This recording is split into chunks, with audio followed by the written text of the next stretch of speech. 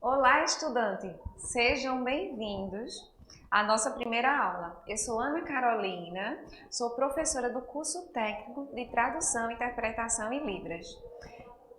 Nossa disciplina, a gente vai ver um pouquinho a respeito da história do profissional tradutor-intérprete da língua de sinais. Só que antes a gente vai conferir a diferença entre tradutor e intérprete. Bora lá ver? Próximos slides que a gente está vendo agora. A gente está observando um pouco essa diferença. Então, tradutor é uma pessoa que traduz de uma língua para outra.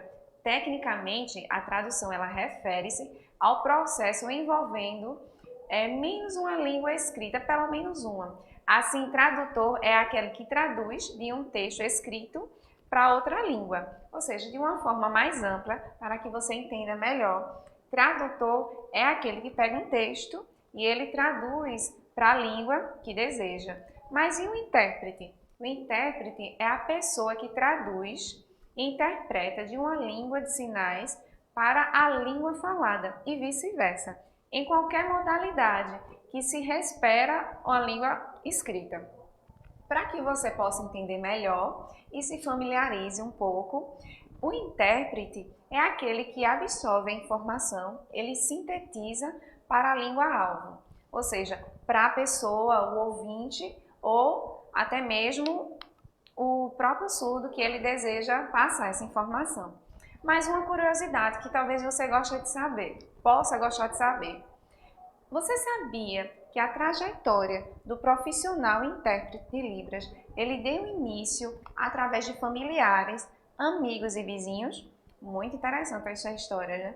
Eu vou passar uma breve informação, um exemplo, melhor dizendo, para que você possa ter uma noção melhor. Então, naquele tempo, os familiares eles não sabiam da Libras, né? Uma comunicação padrão.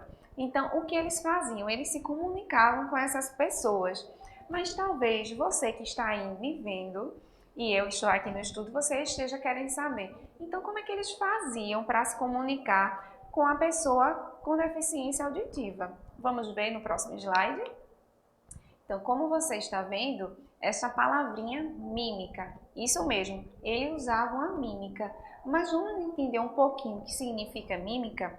Eu separei dois significados para que você possa ter um conhecimento mais amplo da palavra. Então, o segundo, o primeiro, na verdade, a gente viu através do dicionário. Eu dei uma pesquisada para passar essa informação para você. Vamos lá? A mímica, segundo o dicionário, se refere à transmissão de mensagem por meio de elementos da comunicação que dispensam o uso de vocábulos ou reproduz gestos, propriedades, manifestações faciais ou deslocamentos de outrem, mas de uma forma mais popular, que você que está aí me vendo entenda um pouco mais. Formalmente, a mímica, ela mostra, é uma forma de mostrar os pensamentos, sentimentos, através de símbolos como gestos e sinais, usando a simbologia, utilizada como um meio de expressão que passa na mente da pessoa e no campo emocional através da linguagem que não se valem das palavras. É como você está vendo aí nessa imagem. A mímica é uma forma de se expressar sem, digamos, uma língua, um jeito padrão. Como? Por exemplo, eu vou te explicar. Digamos que você comeu aquela comida maravilhosa que sua mãe, sua namorada, ou até mesmo alguém que você considera muito, chamou você para jantar ou almoçar. E ao final que você comeu essa comida maravilhosa, você fez este gesto aqui que estava divino. Eu acredito que você já deve ter visto. Então, esse gesto, querido estudante, é uma mímica, verdade. Pois é, mas já que graças a essa pandemia, a gente não está podendo viajar, mas eu preparei uma aula totalmente diferente, especial para você. Como assim? Eu vou fazer junto com você uma viagem em vários países, ou seja, um tour. Vamos lá comigo? E o primeiro país que eu escolhi foi a Suécia. Lá na Suécia, por volta de 1938, foi criado 5 cargos de conselheiros, exclusivamente para atender a comunidade surda. Isto mesmo. Mas, como já era de se esperar, este cargo não conseguiram atender a demanda de tantas pessoas com deficiência auditiva. Mas o que eles fizeram então? Então, depois de 10 anos, 20 pessoas assumiram a função de intérprete. E lá pelo tempo dos anos de 1968, eles decidiram, ou seja, o parlamento ele decidiu que todos os surdos eles teriam acesso ao profissional intérprete livre de encargos. Isso mesmo. Então, o curso de formação foi com o tempo, ou seja, com o passar do tempo. Então, minha gente, isso foi uma grande vitória. Então, é muito gostoso a gente poder acompanhar esse trajeto, esta evolução do intérprete e da conquista surda. Mas não para por aí, tá certo? Ainda tem mais. Vamos ver o próximo slide. Dessa vez a gente vai dar um pulinho nos Estados Unidos.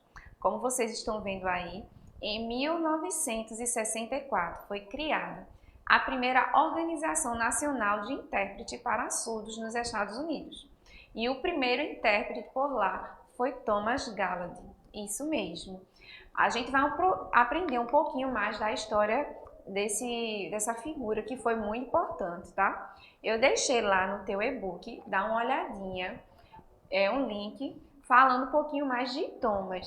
Depois você vai conseguir familiarizar mais, você vai ver que eu vou falar muito, não só aqui, como eu também deixei bastante reforçado lá no e-book a respeito desse personagem. Mas agora, vamos comigo para a nossa terrinha, o Brasil, isso mesmo, não poderia faltar, não é mesmo? Então, o Brasil, em 1957, foi criado o Imperial Instituto Dom Pedro II. Mas esse instituto, minha gente, ele passa por uma situação muito difícil atualmente, devido ao esquecimento. Mas voltando às nossas atividades históricas, mesmo com a criação desse instituto, que foi justamente para ajudar os surdos, a comunidade surda como um todo, mesmo assim, naquela época, eles não viram a necessidade de um profissional, ou seja, de um intérprete.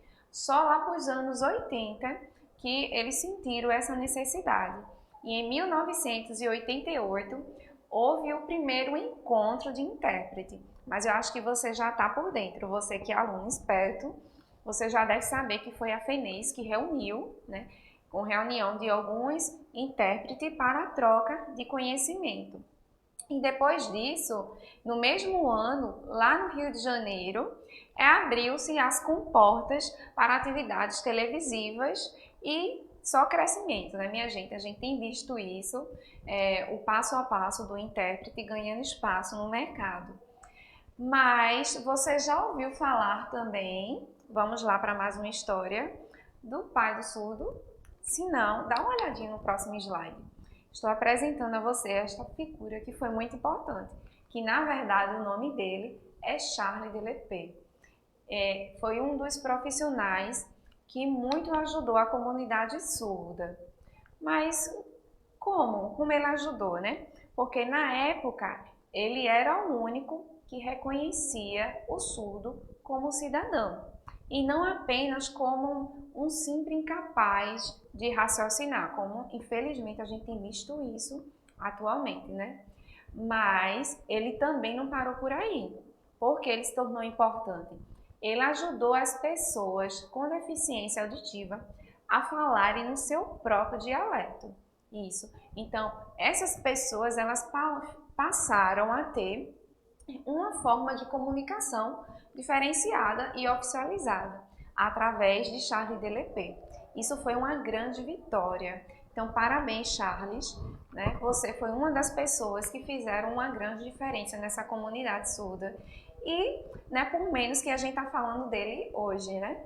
Então, se você quer aprender um pouco mais dessa pessoa tão importante que é e que no passado fez história, clica lá no link que eu deixei para que você pudesse acompanhar e conhecer um pouco mais dessa história. Mas não para por aí. Veja se você reconhece essa imagem. E eu acredito que eu já falei um pouquinho desse nome, Gallard.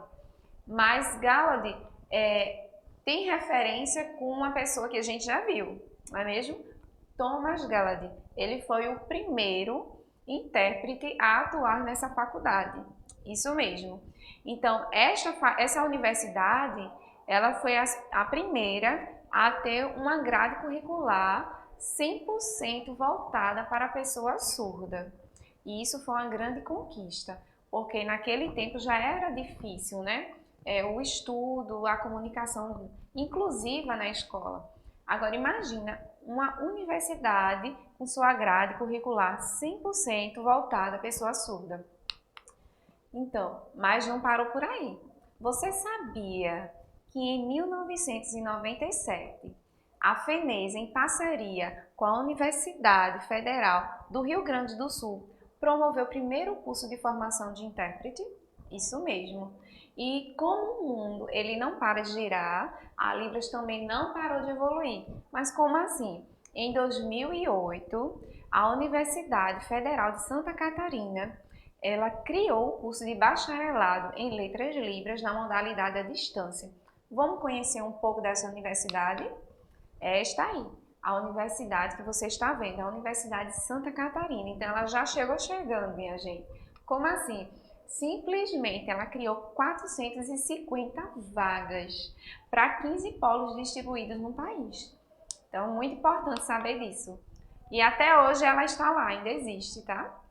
Então, este crescimento intelectual do intérprete, ele ocorreu depois do decreto 5.626, em 2005. Pois bem, depois desse decreto, houve muitos, mas muitos avanços. E você pode já acompanhar um pouco. Mas você quer aprender mais sobre esse decreto, quer descobrir um pouco mais, conhecer, se familiarizar e saber por que ele é tão importante? Corre lá no teu e-book, eu deixei um link exclusivo para você aprender um pouco mais. Mas voltando, eu espero que você não esqueça de uma coisa que é muito importante. Vai lá no podcast, dá uma conferida que você vai entender um pouco melhor, que lá tem um complemento dessa aula e também não esquece do fórum, tá certo? Estou ficando por aqui, mas com muita saudade já. E eu espero que você esteja comigo na próxima competência, tá? Um forte abraço e fiquem com Deus!